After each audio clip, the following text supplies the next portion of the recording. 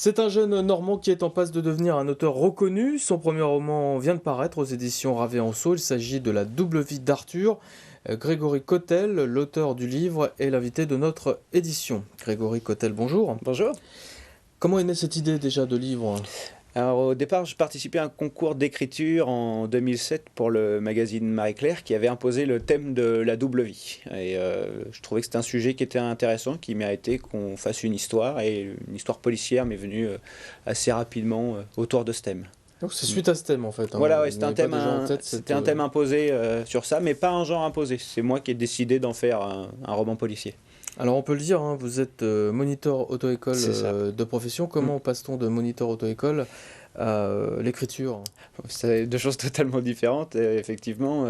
Disons que l'écriture, c'est une passion, que j'écris vraiment depuis que je suis tout petit, et quelque chose Vous qui me avez suit. 8 ans, je crois. Oui, à peu près, oui. J'ai commencé à écrire des rédactions un peu longues, on va dire. Et puis au fur et à mesure du temps, mon style s'est un petit peu affiné.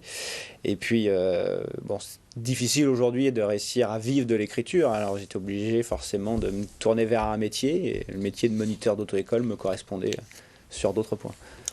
Alors, on rappelle aussi que vous vouliez suivre une formation de cinéma, mais ça n'a pas été possible. Non, effectivement. Alors, le cinéma, c'était aussi une passion pour vous, au-delà de l'écriture ? Ouais, alors les deux sont un petit peu liés. Je dirais que dans les histoires que je raconte, j'ai toujours une vision assez cinématographique des choses, en fait. Je vois ça vraiment avec des images, en fait. J'étais plus bercé dans mon enfance, ma jeunesse, par des films que par l'écriture et la lecture. Même étant petit, j'avais même du mal à lire et à écrire, en fait. Et donc, c'est beaucoup passé par l'image. Et les premiers livres vraiment que j'ai lus étaient des livres adaptés de films, en fait. Donc, venu sur ça. Et au fur et à mesure, voilà, j'ai commencé à écrire moi-même mes propres histoires, et puis comme ça. Est-ce qu'on vous a aidé pour cette démarche, pour écrire ce livre ? Aider, non, parce que j'écris vraiment, c'est un plaisir solitaire, l'écriture, même si parfois j'écris avec mon meilleur ami, où on a créé des univers un petit peu ensemble, tout ça, mais après, pour l'écriture, pas vraiment. Mais après, certaines recherches qui ont dû être nécessaires à faire. J'ai rencontré des personnes de la police de Rouen, par exemple, qui m'ont aidé sur certaines procédures qu'il fallait rentrer en compte, parce que je voulais essayer de rester le plus crédible possible, même si c'est une histoire de fiction. Alors, parlons de cette histoire, la double vie d'Arthur. L'action se déroule à Grand-Quevilly, Oui. Donc pas très loin d'ici, mais aussi en Vendée. Racontez-nous un peu. Alors en fait, le thème de la double vie étant imposé, ça m'est vite venu cette histoire, comme je vous disais, de polar entre les deux. Et je m'étais dit que le mieux pour avoir deux régions différentes, c'était deux régions que je connais. La Normandie, je suis natif de Normandie, et Vendée, j'ai passé beaucoup de vacances là-bas. Donc je voulais des lieux que je puisse identifier à la base, et puis après qui pouvaient être identifiés par la plupart des gens, pour pouvoir se reconnaître un petit peu à travers cette histoire et au détour de certains décors. Alors on va parler justement de cette histoire. C'est l'histoire d'un commercial, j'allais dire sans histoire, un bon mari, avec une bigamie assumée puisque sur la couverture on voit deux mariés. Jusque-là tout va bien, mais de sombres morts suspectes viennent pimenter le tout. Oui, alors ce personnage avait vraiment une vie, une double existence qui était menée depuis une vingtaine d'années, et il a deux existences qui sont menées parallèlement, où de chaque côté il a une femme et des enfants. Et son métier de commercial, justement, lui permet facilement de faire des déplacements et de s'absenter auprès d'une de ses familles sans que ça éveille des soupçons.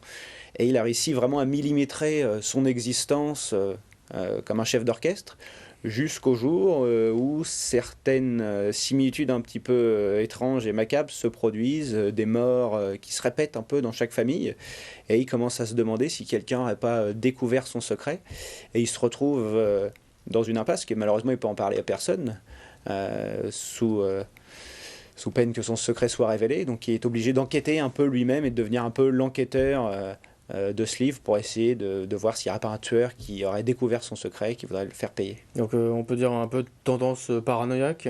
Un peu, voilà, et c'est un petit peu un huis clos sur le personnage principal, qui se retrouve vraiment seul face à ses problèmes, et c'est pour ça que le roman est écrit à la première personne, pour vraiment qu'on rentre dans la tête du personnage et qu'on ressente justement cette oppression. Est-ce que ça va lui poser des problèmes d'ailleurs pour gérer cette bigamie ?